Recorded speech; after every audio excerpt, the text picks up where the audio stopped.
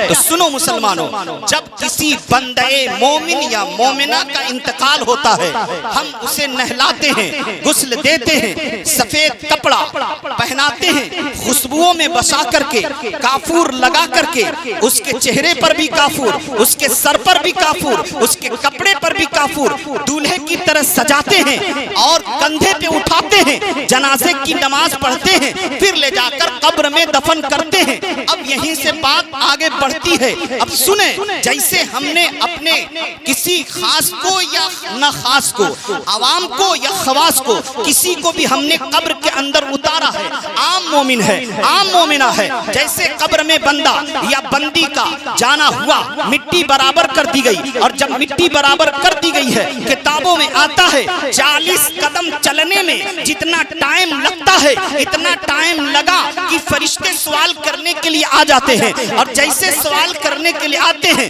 तो मुर्दे से पूछते हैं, झिंझोड़ कर बिठाते हैं, गरजदार आवाज में पूछते हैं, मन रब्बु का, तेरा रब कौन है, माँ दीनों का, तेरा दीन क्या है। ये 2 सवाल कब्र में, और तीसरा सवाल भी होता है। लेकिन अब सुनो मुसलमानों, अपने दिमाग को हाजिर रखिएगा, माँ बहन बेटियों, अपने दिमाग को हाजिर रखिएगा। पहला सवाल हुआ तेरा रब कौन है, दूसरा सवाल हुआ माँ दीनों का, तेरा दीन क्या है, यानी प्रेजेंट में, हाजिर में तेरा रब कौन है। मुर्दा कहेगा ईमान वाला है तो रब्बी अल्लाह, मेरा रब अल्लाह है। दूसरा सवाल होगा माँ दीनों का, तेरा दीन क्या है। बंदा ईमान वाला होगा तो कहेगा दीनियल इस्लाम, अब छुटकारा मिल जाना चाहिए था, रब को रब मान लिया है, मजहब इस्लाम को अपना दीन मान रहा है, अब तो छुटकारा मिल जाना चाहिए। जैसे कि लोगों को धोखा दिया जाता है, वर्गलाया जाता है, सबका रब एक है, मजहब इस्लाम है, कुरान एक है,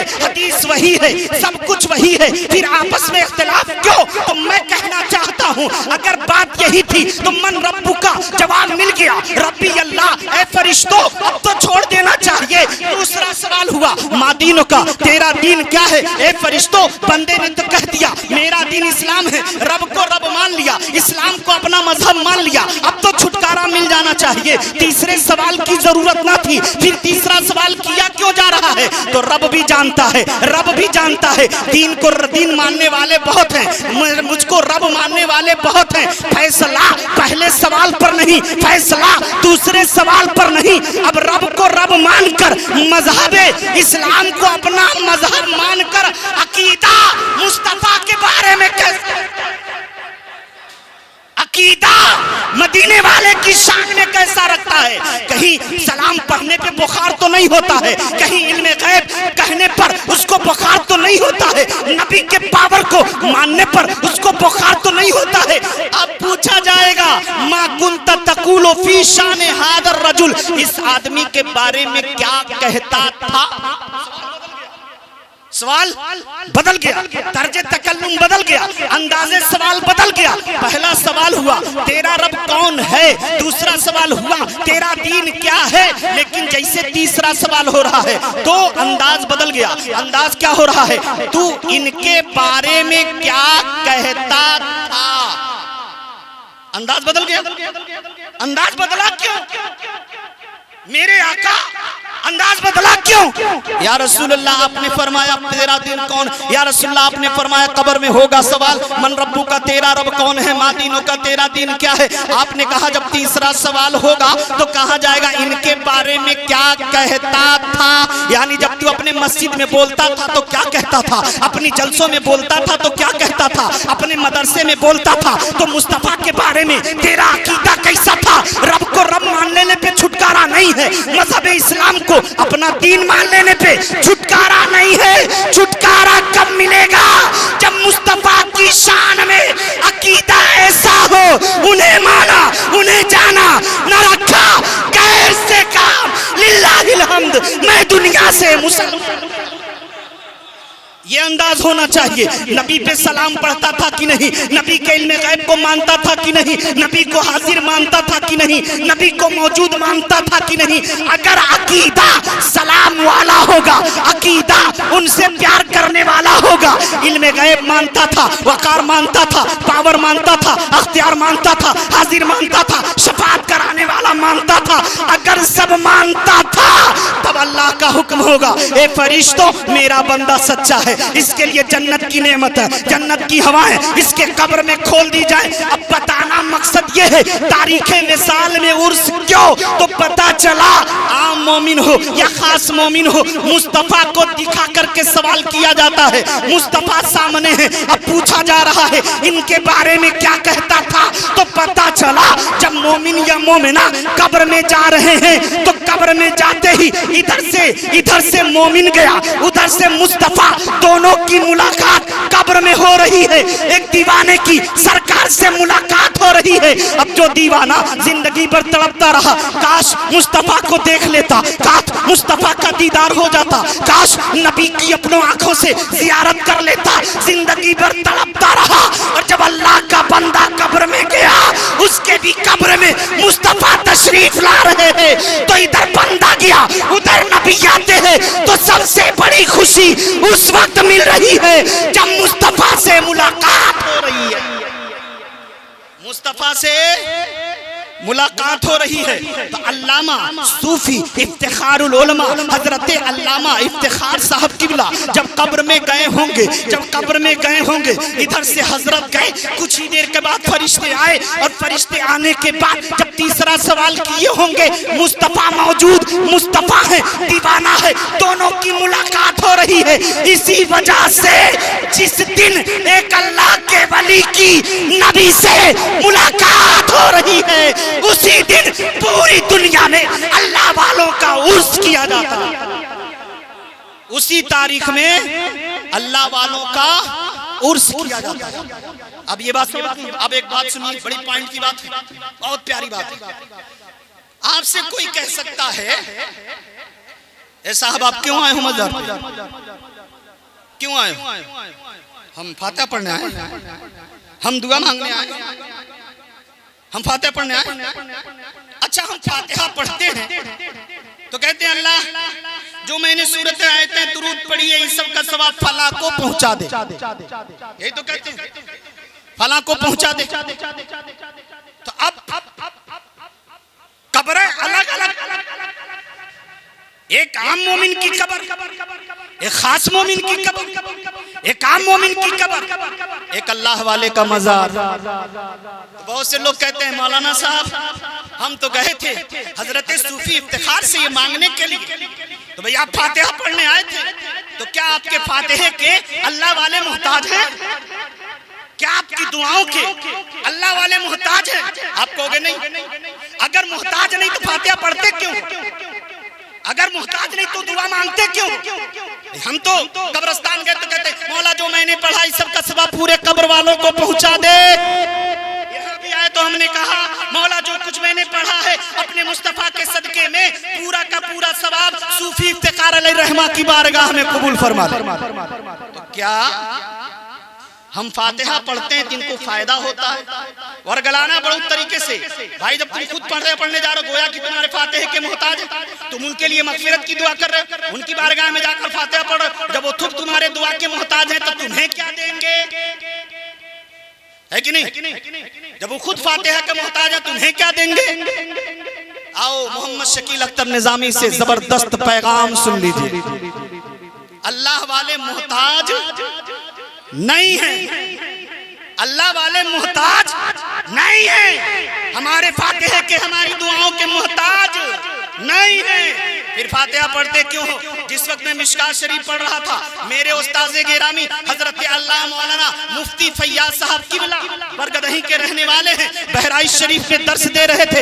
हजरत के साथियों में से हैं, मेरे वालिदे गिरामी के साथियों में से है मुफ्ती फैयाज साहब किसी हदीस की तशरीह कर रहे थे, और उसी वक्त मेरे उस्ताज़े गिरामी ने कहा था अरे मेरे बच्चों सुनो, प्यारे तलबा सुनो, कोई तुमसे कह सकता है कि आखिर मजार पर फातिहा क्यों पढ़ते हो? उन्हें तो जरूरत नहीं है, तो कह देना सुनो। ये जैसे कि ये मदरसा है, ये इमारत है, इमारत चमक रही है, इमारत दमक रही है, अच्छा पेंट है, अच्छा कलर है, खूबसूरत लग रहा है, लेकिन हाजी अब्दुल मन्नान साहब खड़े हुए और कहा मौलाना रिजवानुल्लाह साहब मैं चाहता हूं दोबारा इस पर पेंट लग जाए। दोबारा बोला, दोबारा। हमारे सेठ अमीन भाई आ गए, कहा ओ मौलाना रिजवानुल्लाह साहब, मैं चाहता हूं, ये चमक तो रहा है, मैं चाहता हूं इस पर और पेंट कर दूं। अब आप ईमानदारी से खुद जवाब दें, ये दीवार चमक रही है और इस पर तुरंत एक और पेंट लग जाए तो इसकी खूबसूरती बढ़ेगी कि घटेगी? बोला बोला, बढ़ेगी घटेगी? जोर से, बढ़ेगी कि घटेगी? बढ़ेगी ना, इसको जरूरत नहीं है। लेकिन अल्लामा मौलाना शहाबुद्दीन साहब किबला ने कहा बाबू इस पर पेंट अगर और हो जाए तो और चमक जाएगा। मतलब ये, अगर दीवार चमक रही है, पेंट करोगे और चमकेगी, फिर करोगे और चमकेगी। इसी तरह अल्लाह वाले हमारे फातिहे के मोहताज नहीं है। जब फातिहा पढ़ोगे तो उनका मर्तबा और बढ़ेगा, उनका मर्तबा और बढ़ेगा। किसके सदके में? मुस्तफा के सदके में। हदीस सुनाऊंगा, बगैर दलील बात नहीं करता। उनका मर्तबा बढ़ेगा, उनका मर्तबा बढ़ेगा। फातिहा पढ़ोगे मर्तबा और बढ़ेगा, उनकी शान बढ़ेगी, उनका मर्तबा बढ़ेगा, वकार बढ़ेगा, ताकत बढ़ेगी, कुव्वत बढ़ेगी, समाअत बढ़ेगी, इख्तियार बढ़ेगी, सब कुछ अल्लाह ताला, इनका पावर जो कल था फातिहा पढ़ोगे और बढ़ जाएगा। इनकी ताकत जो कल थी फातिहा पढ़ोगे और बढ़ जाएगी। मतलब अल्लाह इनके मर्तबों को बुलंद करता रहेगा। ये कहां से सबूत मिलता है? आओ, कुरान पाक है, 30वां पारा है। अल्लाह ताला इरशाद फरमाता है अपने महबूब के बारे में, अपने महबूब से कलाम फरमाता है, वलल आखिरतु खैरुल लक मिनल ऊला। अल्लाह फरमाता है महबूब आपकी हर आने वाली घड़ी पिछली घड़ी से बेहतर है। आने वाली घड़ी पिछली घड़ी से बेहतर है। मतलब क्या? ए मुस्तफा, आपका हर लम्हा पिछले लम्हा से बेहतर, हर वक्त पिछले वक्त से बेहतर, हर सेकंड पिछले सेकंड से बेहतर, हर मिनट पिछले मेहनत से बेहतर, हर घंटा पिछले घंटा से बेहतर, हर दिन पिछले दिन से बेहतर। मतलब मुस्तफा को कब्र में गए हुए, मजार में गए हुए 1400 साल का जमाना गुजरा कमो बेश। अब जो पावर उस वक्त था अब 14 साल में और बढ़ा होगा, हर दिन बढ़ा होगा, हर लम्हा बढ़ा होगा, हर वक्त बढ़ा होगा। तो जो कल कुव्वत थी उस कुव्वत से करोड़ों दर्जा ज्यादा आज मुस्तफा की कुव्वत है। कल जो ताकत थी आज ताकत ज्यादा है, कल जो पावर थी आज पावर ज्यादा है, कल जो समाज थी आज समाज ज्यादा है। तो मुस्तफा की हर आने वाली घड़ी पिछले घड़ी से बेहतर। अल्लाह वालों की मजार पे फातिहा पढ़ते हो, दिन की भी मुस्तफा के सदके में पिछली घड़ी से आने वाली घड़ी बेहतर, आने वाली घड़ी बेहतर। अब हदीस सुने, क्या ऐसा होता?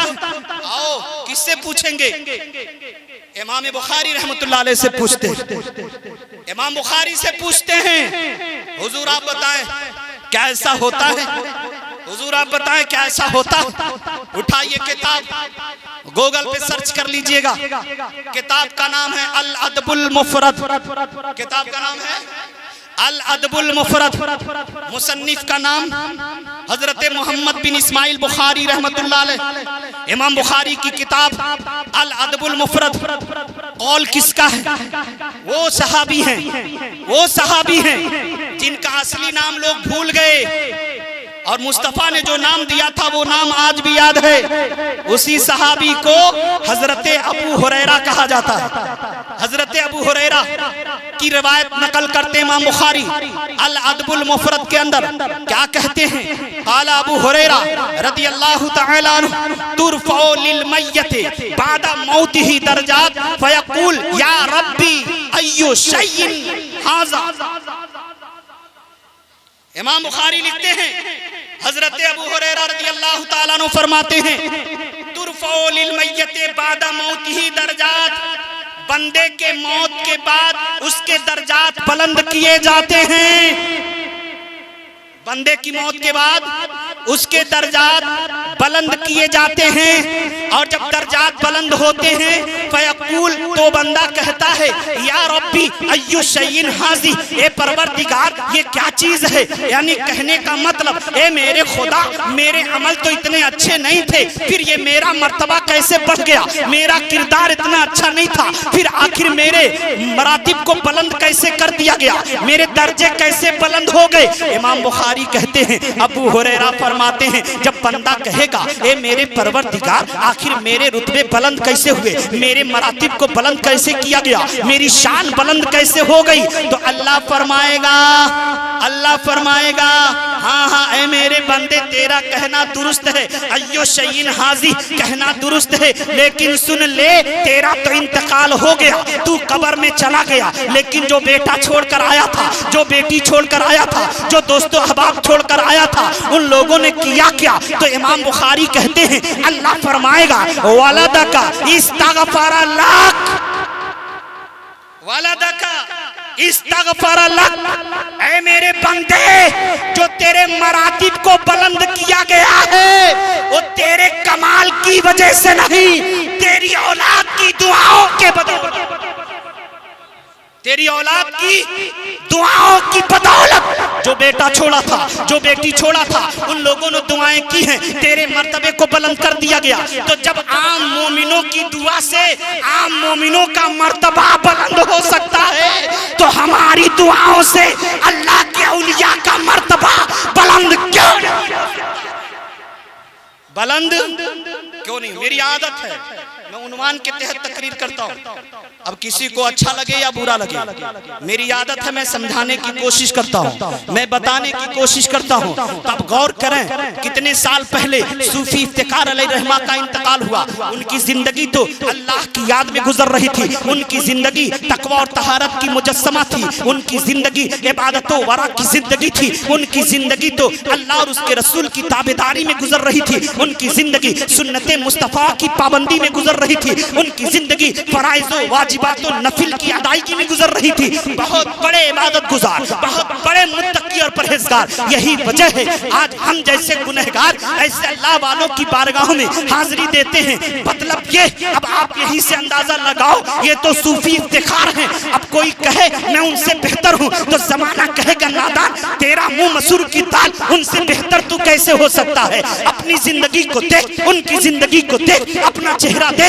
उनका चेहरा देख, अपना किरदार देख, उनका किरदार देख, अपनी शबो रोज देख, उनके शबो रोज को देख, उनकी जिंदगी को देख, अपनी जिंदगी देख। मौलाना शकील ये नहीं कह सकता मैं सूफी इफ्तिखार जैसा, अल्लामा शहाबुद्दीन नहीं कह सकते मैं सूफी इफ्तिखार जैसा, कारी शरफुद्दीन नहीं कह सकते मैं सूफी इफ्तिखार जैसा, अल्लामा आजम नहीं कह सकते मैं सूफी इफ्तिखार जैसा। जब एक आम मोमिन किसी वली की बराबरी नहीं कर सकता तो नबी की बराबरी कैसे हो सकती, नबी की बराबरी कैसे हो सकती है, एक वली की बराबरी नहीं हो सकती। अल्लाह वालों का हाल क्या है, आओ सुनो मुसलमानों, मैं आपको लेकर चलता हूँ बहराइच शरीफ की सरजमीन पर, जहाँ पर 7 साल तक मैंने तालीम हासिल की है। उसी बहराइच शरीफ की बात है, हजरत सैयद सालार मसूद गाजी अलैहिर्रहमतुर रिज़वान का वहाँ मुकद्दस मज़ारे पाक है। वहीं पर अपने वक्त का एक बादशाह जिसका नाम फिरोज शाह तुगलक है, फिरोज शाह तुगलक ने जब घर से एक मुहिम को सर करने के लिए कदम निकाला था तो फिरोज शाह की माँ ने ये दुआ मांगी थी, ये मिन्नत मानी थी, ए मेरे परवरदिगार अगर मेरा बेटा कामयाब हो गया तो मैं अपने बेटे को सैयद सालार मसूद गाजी की बारगाह में चादर पेश करने के लिए भेजूंगा। माँ मिन्नत मान रही है। ए मेरी माँ बहन बेटियों, आप भी मिन्नत मानना, लेकिन आज कुछ ऐसी औरतें मिन्नत मानती हैं, अल्लाह अगर हमारा काम हो गए तो बेटा के फकीर बने। मिन्नत ऐसी मत माने, मिन्नत वो माने जिसकी शरीयत इजाजत देती है। आप मिन्नत मानो, ए अल्लाह मेरा काम हो गया, मैं 2 रकात नफिल पढ़ूंगी, 10 रकात नफिल पढ़ूंगी, इतने पारे कुरान पढ़ूंगी, इतनी रकात नमाज पढ़ूंगी, या इतने गुरबा मसाकिन को खाना खिलाऊंगी, या मदरसे में ये सामान दे दूंगी, ऐसी मिन्नत मानी जाए। और एक बात गौर से सुन लीजिएगा, बात आ गई है तो यहाँ कम लोग नहीं हैं, जितनी महफिल में है उससे ज्यादा रोड पर टहल रहे हैं, कहीं झूले के पास, कहीं मेले में, कहीं दुकान पे, कहीं कुछ। आप मज़ाराते औलिया पर जाते हो ना, तो मेले की नीयत से न जाओ, ठेले की नीयत से न जाओ, झूला झूलने की नीयत से न जाओ। ए लोगों, बार बार उर्स नहीं होता, साल में एक बार उर्स होता है। आप आओ, वो भी वक्त बर्बाद कर दो खेल कूद में और मटकस्ती में, इधर उधर घूमने में, आंखों का गलत इस्तेमाल करने में, हाथों का गलत इस्तेमाल करने में। आज तुम्हारे दुश्मन तुम्हारी बेटियों के तरफ, तुम्हारे दुश्मन तुम्हारे नौजवानों के तरफ उंगलियां नहीं बल्कि तलवार उठा रहे हैं। आज तुम्हारे दुश्मन तुम्हारी बेटियों को वर्गलाने में लगे हैं, तुम्हारे दुश्मन तुम्हारे बेटों को सलाखों के पीछे डालने में लगे हुए हैं। हमें करना क्या है? तलवार उठाने की जरूरत नहीं है, लाठी उठाने की जरूरत नहीं है। ऐ मेरे कौम के गयूर बेटों, ऐ जवानों, ऐ बुजुर्गों, ऐ माँ बहन बेटियों, तलवार की जरूरत नहीं है। उठाओ मुसल्ला, बिछा लो, एक भी नमाज कज़ा ना करो, कुरान की तिलावत करो, सदका खैरात करो, रब की बारगाह में औलिया का वसीला पेश करके दुआ मांगो। दुश्मन तुम्हारे सामने घुटने टेकते हुए नजर आए।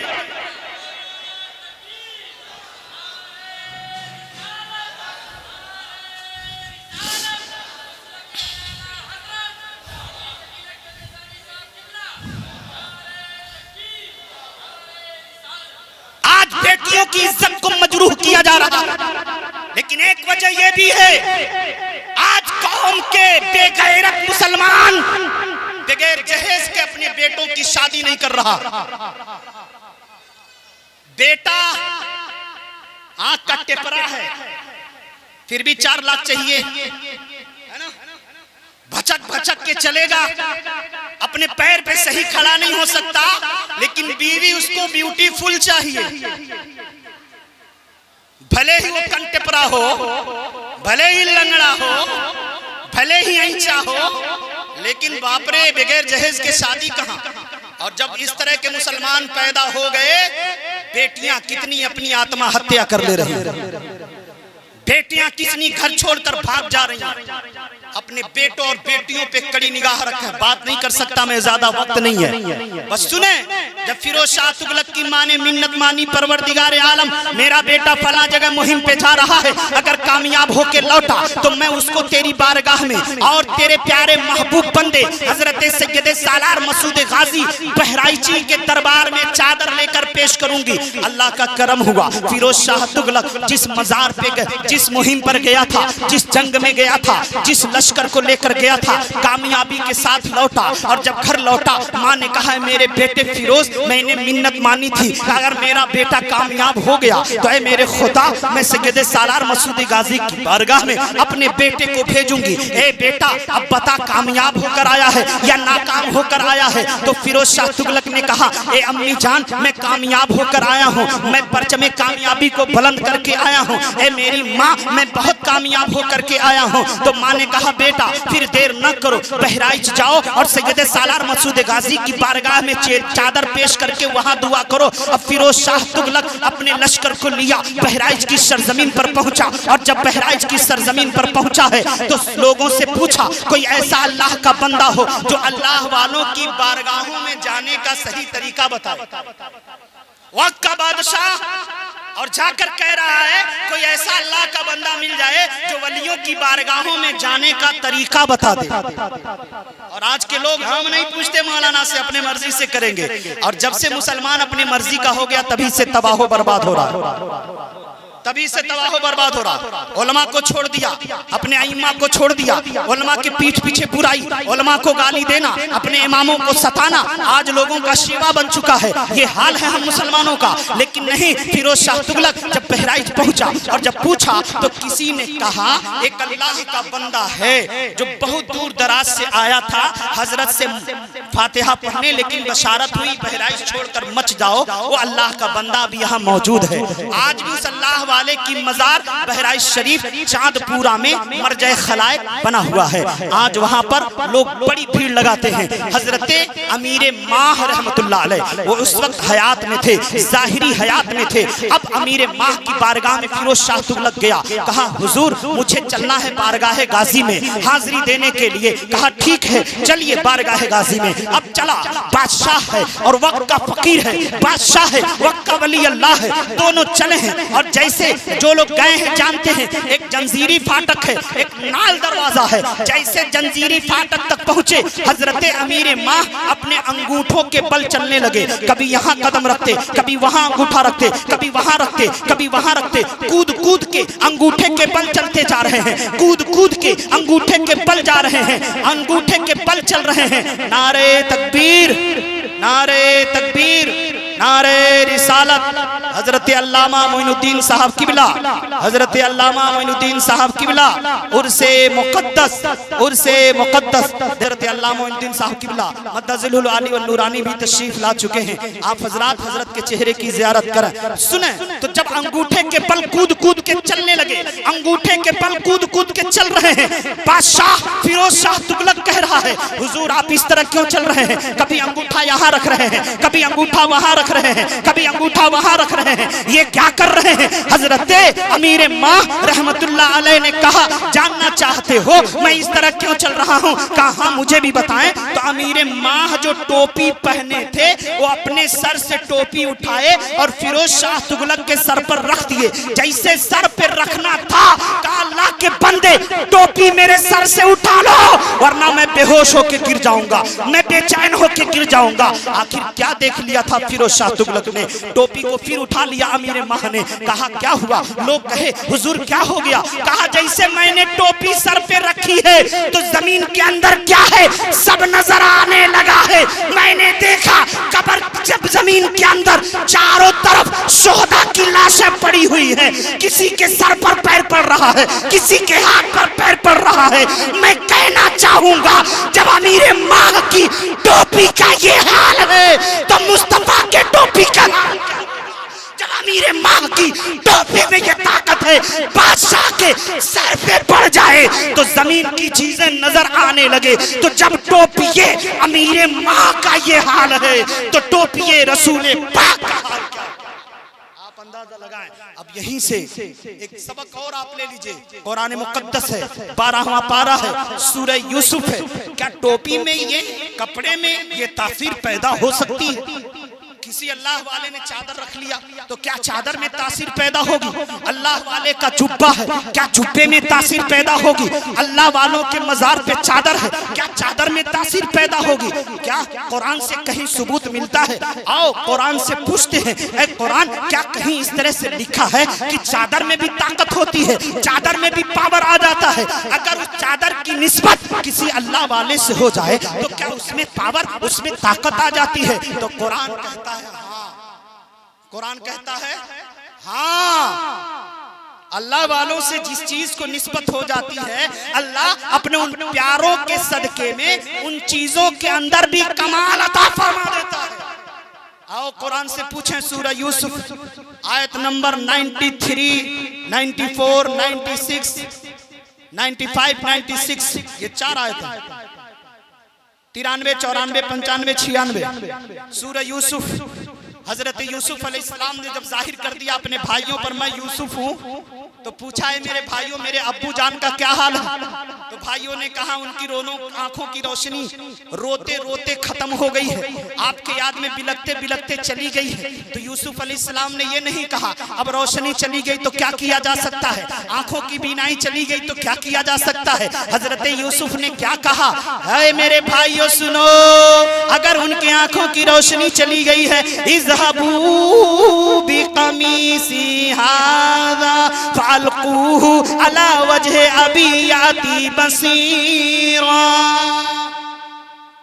हजरत यूसुफ अलैहिस्सलाम कहते हैं मेरे भाइयों, ये मेरा कुर्ता है, ये कुर्ते को लेकर जाओ मेरे अब्बा के आंखों पे रख देना, उनकी बसारत उनकी बिनाई वापस आ जाएगी।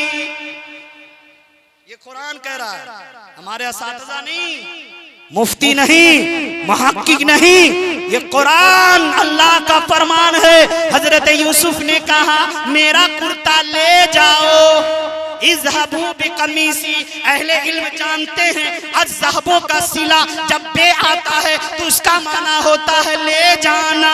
इज़हबू बिक़मीसी, मेरा कुर्ता लेकर जाओ मेरे बाप के आंखों पे रख देना। उनकी रोशनी वापस आ गई। यहीं तक नहीं, फलम्मा फसलतिल ईरु क़ाला अबूहुम इन्नी लाजिदु रिहा यूसुफ। हजरत याकूब अलैहिस्सलाम की आंखें चली गई हैं और जब भाई यूसुफ का कुर्ता लेकर मिस्र से कनान के लिए निकले हैं तो हजरत याकूब कनान में बैठे बैठे कह रहे हैं मैं अपने बेटे यूसुफ की खुशबू महसूस कर रहा हूं। आप गौर करें, गौर करें। फिर क्या हुआ? फलम्मा अंजा अल बशीरु अलकाहु अला वजही फरतद्दा बसीरा। जैसे भाई सब लेकर के आए और यूसुफ का कुर्ता हजरत याकूब ने अपनी आंखों पर लगाया, लगाते ही आंखों की बिनाई वापस। ये कौन कह रहा है? यूसुफ अलैहिस्सलाम का कुर्ता। ये सब सबक हमें कहां से मिलेगा? कॉलेज से नहीं, यूनिवर्सिटी से नहीं, मल्टीप्लेयर से नहीं। हमारे पास ये इल्म किसी कॉन्वेंट से नहीं आएगा, अंग्रेजी फिलॉसफी स्कूल से नहीं आएगा। अगर ये सारी तालीमात हमें मिलेंगी तो मदरसे से, अकीदा समरेगा मदरसे से, कौम की इस्लाह मदरसे से, बेटियों की इस्लाह मदरसे से, बेटों की इस्लाह मदरसे से, कौम का इमाम मदरसे से, कौम का रहबर मदरसे से, कौम का मुक्तदा मदरसे से, आपकी जनाजा पढ़ाने वाला मदरसे से, निकाह पढ़ाने वाला मदरसे से, हलाल और हराम की बातें करने वाला मदरसे से, जायज और नाजायज में तमीज पैदा करने वाला मदरसे से आपको मिलेगा। तो अल्लाह ताला कुरान पाक में फरमाता है इन औलियाहु इल्लल मुत्तकून। अल्लाह के वली मुत्तकी और परहेजगार ही होते हैं। जब अल्लाह के वली कब्रों में जाते हैं हाल क्या होता है? अल्लाह के बंदे कब्रों में जाते हैं हाल क्या होता है? मिशकात शरीफ की हदीस पाक है, हजरत अब्दुल्लाह इब्ने उमर इस हदीस के रावी हैं। वो फरमाते हैं जब कोई अल्लाह का बंदा कब्र में जाता है, अल्लाह के बंदे का इंतकाल होता है, तो नबी पाक फरमाते हैं हुवल्लज़ी तहर्रका लहुल अर्श। ये वो बंदे होते हैं जिनके लिए अर्श भी हिल जाता है। वो फुतिहत लहू अबवाबुस समा, और उन बंदों के लिए आसमान के दरवाजे खोल दिए जाते हैं। वह शहीदहू सबऊन अल्फम मिनल मलाइका, और ये वो बंदे हैं जिनके जनाजों में एक नहीं 70 हजार फरिश्ते तशरीफ लाया करते हैं। अल्लाह वाले वो होते हैं। और मैं बहुत बोला, आपसे बहुत मांगा, आपने बहुत दिया। जो नहीं दिए हैं अभी भी वक्त है, दे दें। अभी भी सवाल बाकी रह गया।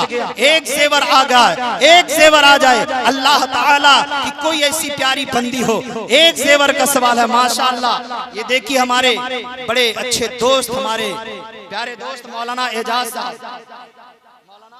एजाज साहब निजामी ने 500 रुपया दिया है। अल्लाह ताला इसे कबूल मकबूल फरमाए और दारेन की नेमतों से माला माल फरमाए। आप हजरात इस मदरसे की तरक्की के बारे में सोचें, आपस में इस्लाह करें, आपस में प्यार करें, आपस में मोहब्बत करें। और अभी तक तो हजरात बाबू ने 200 रुपया दिया है। अल्लाह ताला इसे कबूल मकबूल फरमाए और दारेन की नेमतों से माला माल फरमाए।